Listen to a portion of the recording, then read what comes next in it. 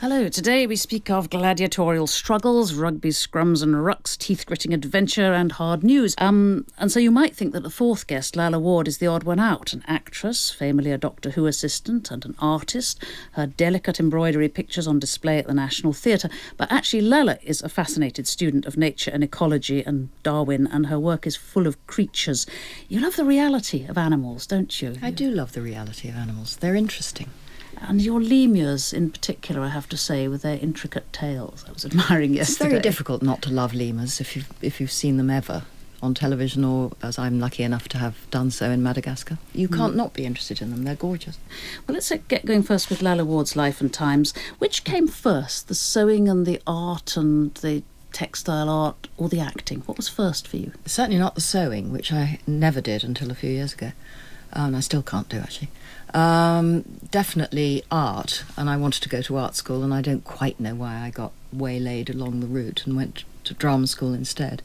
It was sort of my Everest. It was something I thought was so ghastly, and the idea of doing anything in front of anybody was so horrific. So you went to drama school? No, I did the audition because it was a test. I just wanted to see if I could bear it, and I got in. And having got in, I went and loved it, and found that actually when you tackle any of those sorts of demons, if you can get through it, it's quite a good thing to do. And but I always did the art at the same time. Because you'd left school early, didn't you? I left school at 14 because I got fed up with playing lacrosse and sort of footling about doing rubbish. And I did O-levels on my own, and I went to drama school at 16, I sort of wanted to get on with it, really. Mm-hmm. It's not such a bad thing leaving school at 14, because you have such a chip on your shoulder about what you don't know that you never stop going on learning. So you had a bright parents, though, didn't you? Your father was a war correspondent, wasn't he? And your mother was a BBC producer. Yes, it's very strange coming back to this building, because I used to come here so much as a child. Yeah. My father was the BBC's first ever war correspondent in Finland, which was interesting. And you weren't you weren't inclined to follow them into journalism and no, I think not. I think I'd seen enough of that as a child, and I don't know. When you see your parents doing something awfully well, my feeling, I'm absolutely not competitive, so I didn't think that's what I want to do and do it better. I just thought, oh, well, they've done that, I'll do something different. The artwork seems to me a perfect thing for an actor to do, because it's something independent and private that you can retreat into from quite enervating times. That's exactly right. Yeah. And anyway, I think all actors are better off if they can do something else, because it's such a precarious profession.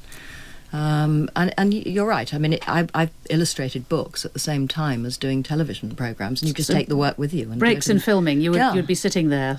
Absolutely, yes. Drawing. Yeah. Let's talk of the filming years, the Doctor Who years. We must mention the famous moment when, again, you took a dare, as it were, and you played Ophelia for the BBC in between series. I don't think I took the dare. They might have. Well, it's quite a dare. I mean, to do Shakespeare if you haven't really done Shakespeare before. Well, again, you go for the audition and you get lucky. And you get it. And I had done 3 years of drama school, so I'd at least done a bit of Shakespeare there. But yes, it's true, I hadn't done very much. And I think really the risk was theirs, not mine. I was very lucky to get it. I have to cite the all-time famous moment when Patrick Stewart, who was in that with you, asked, why would you want to do science fiction? Why aren't you doing proper stuff like theatre? Yes, that was a happy moment, and I've reminded him of it since. He's then headed off to do Star Trek. Yes, exactly. Yes, and I enjoyed seeing Patrick after many years and saying, do you remember that remark where you said, why do you do so much television? And of all things, why science fiction? So what did he say? Did he blush? There was a quiet moment, yes.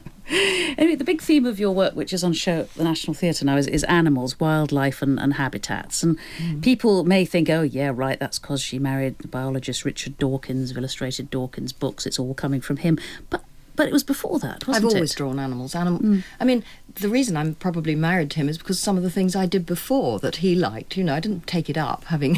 If we'd met and I hadn't been interested in animals and Darwin and things like that, I dare say the conversation would have fizzled out on the first date. Well, he once said in an interview, the great thing, he met you first time at a party, you'd not only read his more popular book, The Selfish Gene, you'd actually read his more difficult science books as well. Yes, which is the one I really love, the second one. That's true, yes. Douglas Adams introduced us.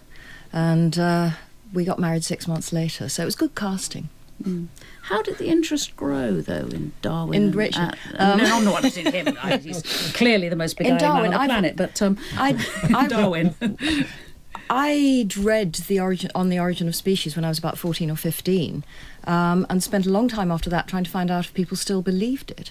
I went to my mother was a rampant atheist who makes Richard look like a fundamentalist, and sent us to a Church of England school and had us baptised. She had us baptised on the principle of vaccination, that if you get a small bit of the pathogen, it'll probably see off the full-blown disease, that sort of thing, yes.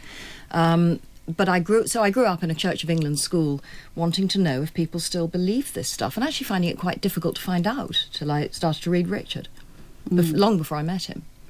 And the way you express animals, I mean, especially in this exhibition, but ever since you famously some years ago did the shell bird calendar, is in what seems to be the most painstaking, fiddly, frustrating way to try and do it, which is I would say in I'd agree thread. with you on that. You said you can't even sew. I can't sew. I'm hopeless at sewing, and I hate sewing. But you embroider these incredibly intricate I don't creatures. think of embroidery as sewing. It's just another way of drawing.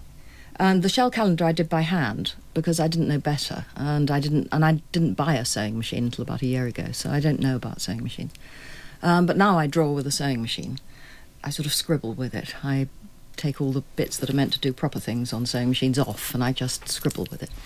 And I don't think of it as sewing or particularly painstaking. It's just a way of making pictures. I do all sorts of other things. I paint ceramics and I make mosaics, and I just like different media to make pictures in. I suppose for animals, especially birds, where you get this particular sort of iridescence on the feathers, that actually silk thread is not a bad way to... It's very good. ...to approach it. When I got the shell calendar job... Well, I didn't get the shell calendar job, really. I had to go and prove that I could do it, which was a bit of a panic because I couldn't sew on a button. So I went and got a book on embroidery to teach myself a few stitches. And I did an eider duck and its chick, and I did the chick in a stitch I learnt, which is how they make carpets, which is to make loops and then snip them, so it was fluffy. So you can get texture and iridescence and all that kind of stuff with thread in a way that, of course, good painters can do. But I'm not a good enough painter to want to try and... There's no point trying to do birds when Audubon's done them. Yeah. You have to think of a different medium, which is what made me rashly say I'll do them as embroidery. Do you unpick? Do you go back and unpick? No, not usually. You work like somebody sketching fast. I don't even draw first often. I often go straight to my sewing machine and I doodle with the needle of the sewing machine and build it up from there. And usually I make... disasters are interesting. You can then take off from that and make it work. There's a picture of a clouded leopard in this exhibition, and I put it together and I thought, I really hate this. And I, in the end, covered up a whole chunk of it and had it creeping back through the back of a sort of stylised forest, yes. Green thread, quick. So it was an awful waste of effort doing a whole of a bit of a leg that I then covered up. But those sorts of disasters actually end up frequently making a much better picture. It does sound a fantastically good way of balancing against a more public life where people are looking at you because you're acting. But I don't do the acting anymore. I haven't done the acting since I married Richard. 18 years. And moved to Oxford and thought I don't want to spend the whole of my life on the M40 and shouting in the evening. I think I'll go back to the acting, to the drawing, and leave the acting be for a while. You don't miss it, because most actors who stop really hate it. I really love it. I like doing audio stuff. I still do. Richard and I record his books together, and I still do the occasional CD version of Doctor Who stories, which is fun because you meet your old friends and you can just turn up in the studio and it's lovely. Lalla, are you inspired?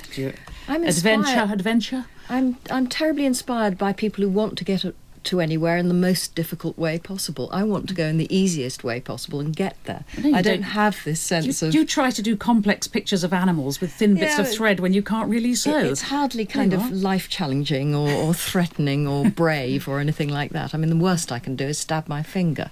So I'm terribly impressed by people who can cope with going up Everest and jet skiing around the country and flying cars. I wish I had more of it. I do like admiring it, but I want to get on a nice big fat comfortable plane with a lot of engines and get to the place I want to go. And through beautiful pictures of it. Thank you. That's it, I'm afraid, for this week. Thanks to Neil Lawton, Peter Stoddart, Brian Moore and Lalla Ward.